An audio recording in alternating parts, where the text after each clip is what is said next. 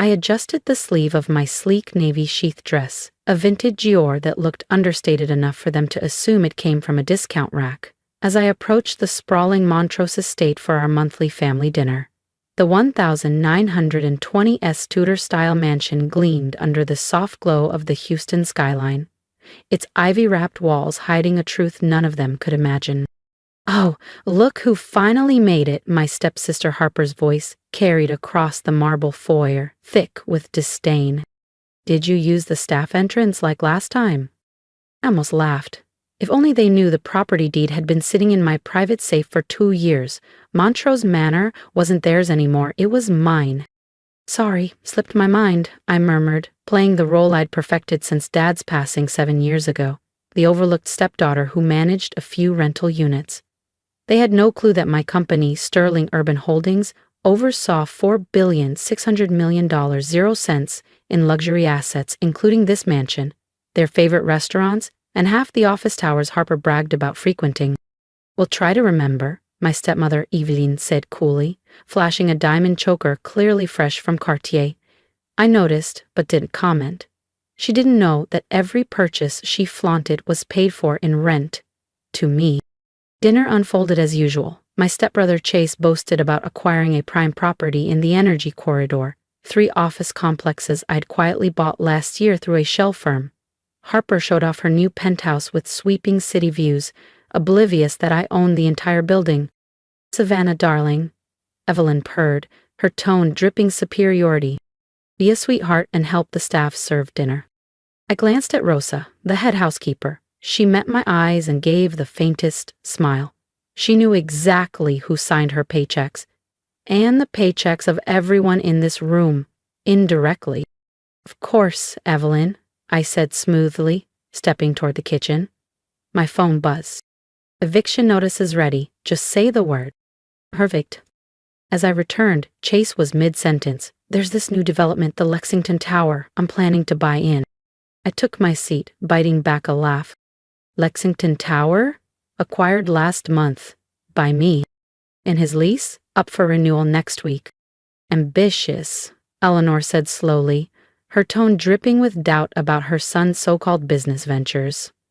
"But real estate at that level requires connections. Connections that some of us actually have," Harper added with a smirk aimed squarely at me. "Unlike others who just manage rentals.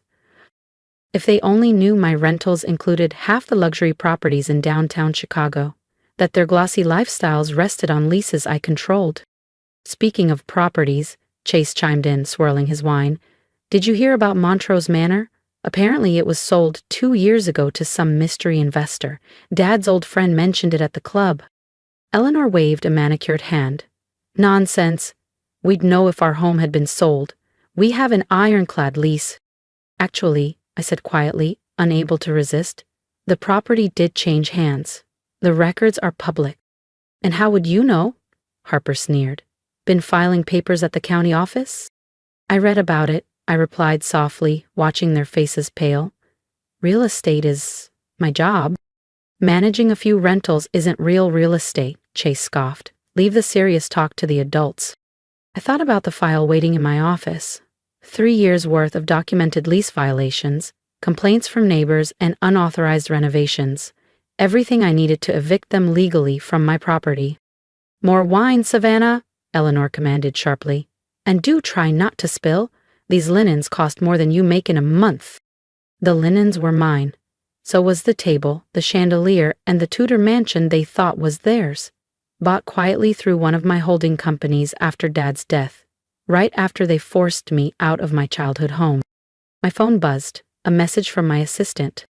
"Law firm confirms. All papers signed. Ready when you are." Perfect. I glanced around the room, taking in every antique piece Eleanor claimed as her own. She had no idea I'd spent the last 3 years building Sterling Urban Holdings, worth billions. Harper's voice sliced through my thoughts. "Savannah, are you deaf? Mother asked for wine." I smiled, reaching for the bottle. "Of course," I said sweetly. "Wouldn't want to forget my place." "As if you could," Harper laughed, her voice slicing through the warm glow of the dining room chandelier. You're basically our maid anyway, might as well make it official. The words hung in the air as I poured the Merlot, steady and deliberate. Every drop carried me closer to the moment I'd been planning for 3 years. Soon, they'd know who truly owned Montrose Manor. Soon they'd learn what real power looked like, and it looked nothing like their gaudy designer labels or hollow bragging rights. "Oh, and Savannah," Eleanor called as I set the bottle down, "while you're being so helpful, we need to discuss your presence at the Winterhurst Gala next week." I froze briefly, already knowing where this was going. The Winterhurst Club, one of the most exclusive social circles in Chicago, another jewel in my portfolio. "We don't think it's appropriate for you to attend," Harper said coolly, inspecting her manicure. "It's for members only, and, well, you're not exactly Winterhurst material." I bit back a laugh, thinking of last month's membership committee meeting, the one I had chaired as the club's owner. Every membership renewal required my signature, including theirs. "I understand," I murmured, glancing at my phone as a notification popped up. "Attorney, eviction notices finalized. Green light when ready." Perfect timing. "Actually," Chase drawled, leaning back with smug confidence, "I've got a private meeting next week with Winterhurst's owner. Some development opportunities. Very hush-hush." Oh, he wasn't. The only meeting scheduled with the club's owner was happening now, at this table. "Speaking of developments," Eleanor interjected, swirling her wine, "we're planning renovations for the house. Just minor things.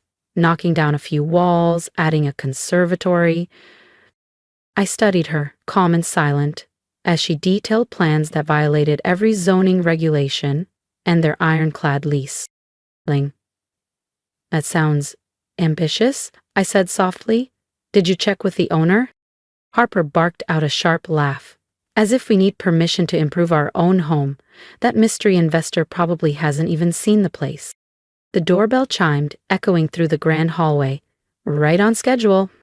"Savannah, get that," Eleanor commanded. "The staff is busy." I stood slowly, smoothing the fabric of my Dior dress, and headed for the door. My heart thrummed. Not with nerves, but anticipation. I reached for the door handle, a slow smile curling at my lips. The moment I'd been waiting for was finally here. And trust me, you don't want to miss what happens next. Hit subscribe so you're there when the truth drops. "Of course," I murmured, voice smooth as silk. "Wouldn't want to upset the natural order." As I walked toward the door, their laughter floated behind me, sharp and smug, each word a reminder of the role they thought I'd never escape. If they only knew who was about to serve them. I opened the door to find Thomas, my attorney, standing there with a thick envelope in hand. He met my gaze, a subtle grin tugging at his lips, and then raised his voice just enough for the dining room to hear. "Delivery for the residents of Montrose Manor." "What is it?" Eleanor called from the table, irritation lacing her words. I stepped back into the dining room, the envelope in plain view. Appears to be legal documents. "We'll open it," Chase snapped, his arrogance filling every corner of the room. "Probably something about those renovations." I slid the papers free, my fingers steady despite the rush of adrenaline. 3 years of planning had led to this moment. "It's an eviction notice," I said softly, savoring the silence that followed. "Effective immediately, all residents must vacate within 30 days due to repeated lease violations." The color drained from Eleanor's face. "That's impossible. There must be a mistake." "No mistake," I replied, spreading the documents across the table. "The owner is exercising their rights. Every violation is documented. Unauthorized renovations, noise complaints, misuse of property." "Who is this owner?" Harper demanded, snatching at the papers. "Some faceless corporation can't just—" "Actually," I cut her off, straightening to my full height, the submissive mask sliding away. "Sterling Urban Holdings can, and so can I." Chase laughed, but his eyes betrayed him. "What are you talking about?" I pulled out my phone, the deed glowing on the screen. "I bought Montrose Manor 3 years ago, right after you forced me out, along with half the properties you love to brag about." Eleanor's lips parted soundlessly. You're lying. You're just a property manager." "No," I said, my voice crisp. I'm the CEO of Sterling Urban Holdings, your landlord, your club owner, and the woman who's watched every arrogant move you've made. The room erupted, voices rising, chairs scraping, but I only smiled. You can't do this, Eleanor whispered, eyes wide. We're family. I met her gaze, steady and cold. Family doesn't treat you like a servant in your own home. Emily, I said softly, circling the table, my heels clicking against the marble floor. Let's talk about family, Eleanor. Let's talk about how you treated your late husband's daughter. This is absurd, Chase barked, shoving back his chair. You expect us to believe that you, the help, own Sterling Urban Holdings? I smiled and tapped my phone. The dining room lights dimmed as the hidden smart system projected the company profile across the far wall. Current portfolio, 162 premium properties. Total valuation, $4,600,000,000, 0 cents. And yes, I added smoothly, that includes Lexington Tower, the building you were so desperate to acquire, Chase. Harper's hands trembled, her glass clinking against the crystal stem. But my penthouse, owned by one of my subsidiaries, I said calmly. And your lease? Up for review next month. Those rooftop parties you've been bragging about? Violations, every single one. Eleanor finally spoke, her voice brittle. Your father left you nothing. We made sure of that. No, I corrected, my tone icy. You thought you made sure of that. But Dad was smarter than you gave him credit for. That little property management firm you mocked? It was his silent investment. The seed money that helped me build Sterling Urban Holdings. I let my fingers trace the carved mahogany of the dining table, the same table they claimed as an heirloom. Everything in this house, every piece of furniture, every painting, every family treasure, legally belongs to me, has for 3 years. Why? Harper's voice cracked. Why wait so long? I paused behind my father's old chair, meeting their eyes one by one, because I wanted the world to see you for who you really are. Every insult, every time you treated me like a servant, documented, perfect evidence for when you try to fight the eviction. Chase pulled out his phone. I'm calling our lawyer. Charles Montgomery? I laughed, low and sharp. He works for me now. Sterling acquired his firm last month. But please, call him. I'm sure he'd love to explain just how ironclad your eviction is. Eleanor stood, her composure splintering. What do you want? Money? Power? Name your price. I leaned in, voice soft but lethal. I want you to feel what I felt, being nothing in your own home while someone else smiled and claimed it all. My phone buzzed. Security team in position. Ready when you are. Ready to escort residents out when needed, the message on my phone read. I slipped it back into my pocket, my voice calm as ice. You have 30 days to vacate, I continued, each syllable deliberate. Though, given your documented lease violations, I could legally remove you tonight. Harper's shriek pierced the room. But where would we go? Perhaps the Winterhurst Club? I suggested lightly. Oh wait, your memberships were revoked this morning. Something about unpaid dues and inappropriate behavior toward staff. Chase slumped in his chair, color draining from his face. The Lexington Tower. My office. We'll need new tenants next week, I said smoothly. Sterling Holdings has standards for its commercial tenants.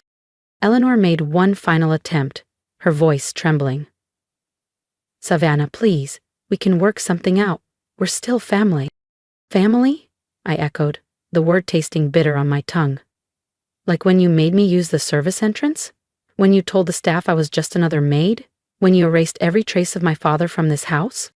I pressed a button on my phone. The lights dimmed, leaving a single spotlight glowing over my father's portrait. The one they'd hidden in the attic. I'd rehung it this morning, waiting for this moment. Dad knew who you were, I said, my voice firm. That's why he left me the seeds to build this empire. He knew I'd need to take back everything you stole, not just the house, but our family's legacy. The next hour blurred into tears, threats, and desperate bargains.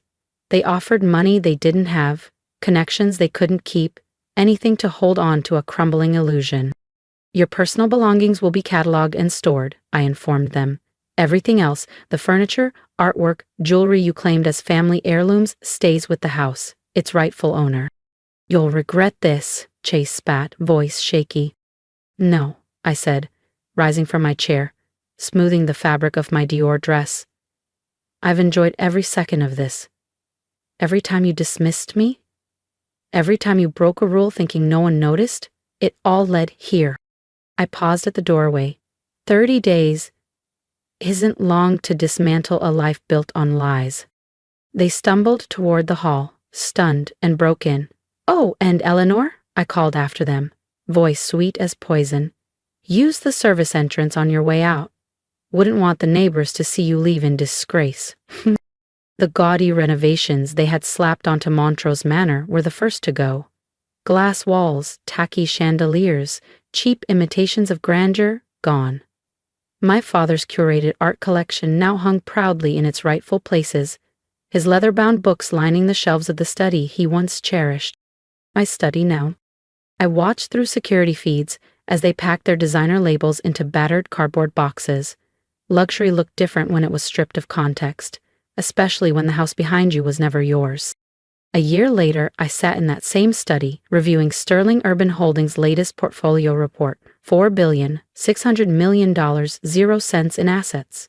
Each acquisition a lesson in patience and precision, every property a quiet strike in a war they never saw coming.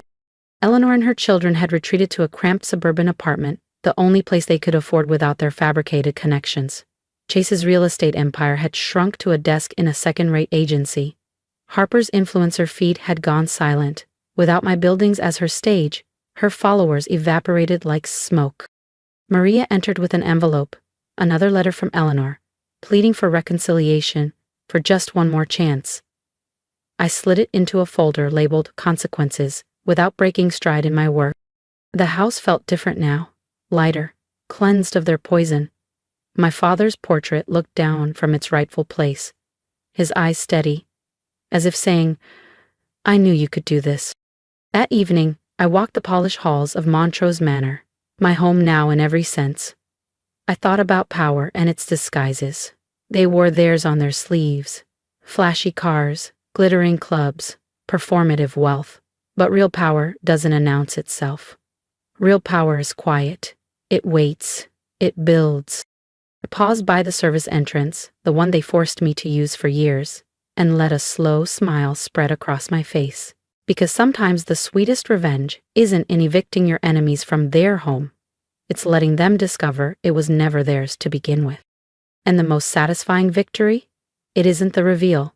It's remembering every insult that made this moment necessary. Montrose Manor stands as proof of one truth. Sometimes the help isn't just helping. Sometimes she owns every inch of the ground beneath your feet. The only question is, how long will she let you stand there before showing you the door? Preferably, the service entrance. You've seen how I reclaimed what was mine, not through rage but through patience and strategy. Now I want to hear from you. What would you have done in my place? Drop your thoughts in the comments. I'll be reading every one. And if you believe in quiet strength and smart revenge, hit that subscribe button so you never miss the next chapter. Here's my advice. Never let others define your worth. Power isn't loud, it's silent, deliberate, and built one smart decision at a time. Remember, success is the best response to disrespect. Build quietly, strike when ready.